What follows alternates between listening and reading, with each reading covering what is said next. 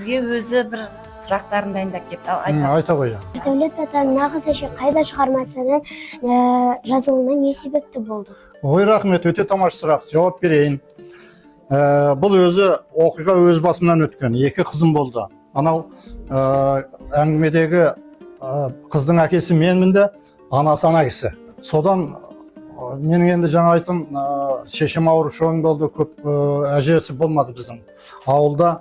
Олар өсет, нағашағын анда-санда барады да, сосын ана әже туралы әңгіме айтамыз ғой, ана кітапта жазылғандай. Сонан ана қыздарым әжені көргісі келеді. Көргісі келгеннен кейін бір күні мына осы қазіргі Назарбаев бұрынғы Фурман көшесінің бойындағы бір жолдастарымыз қонаққа шақырды. Ауылдан әжеміз келді. Сіздер де болыңыздар, әңгіменің ортасында болыңыздар деген кейін бала шағамен ойбай деп бәріміз бардық қой, әжені көрсетеміз деп. Сөйтсек әже жаңағы шығармада жазылғандай, ол әже басқа шекен. Басында орамалы жоқ. Содан анау үлкен қызым 7 жаста, кішісі 5-те ғой деймін, апасы. Сонан шықтық, әжелерді көріп мәз болдым ба деп едім, үлкен қызым аузын бұртитып, бұл әже емес деді. Бұл бабушка, жай ғана бабушка деді. Осы түрткі болды сөз. Мына кішкентай балалар әже мен бабушканы деп екеуі ажыратады екен ғой. Дедім де сол ана үлкен қызымның әсерімен, осы сөзінің жауабының әсерімен сол әңгімені жазуға тура келді. Нағыз әже қайда жүріп сұрақ қою арқылы қандай ой тастағыңыз келді?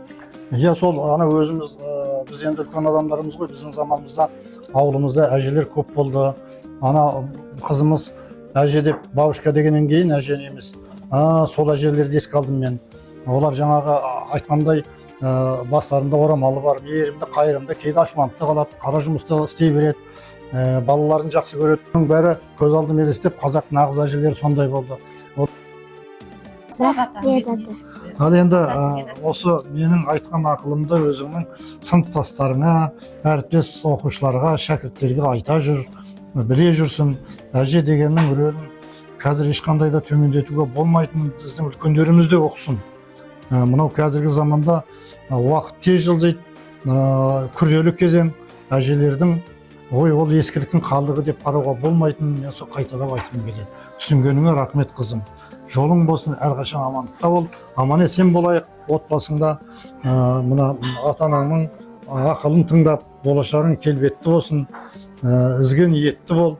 Сен отбасындағы қуанышың халықтың қуанышына айналсын, ізгі армандарыңа жете берсін, ата-анаңның, әжелердің арманына жеткізе бер. Аллаху акбар.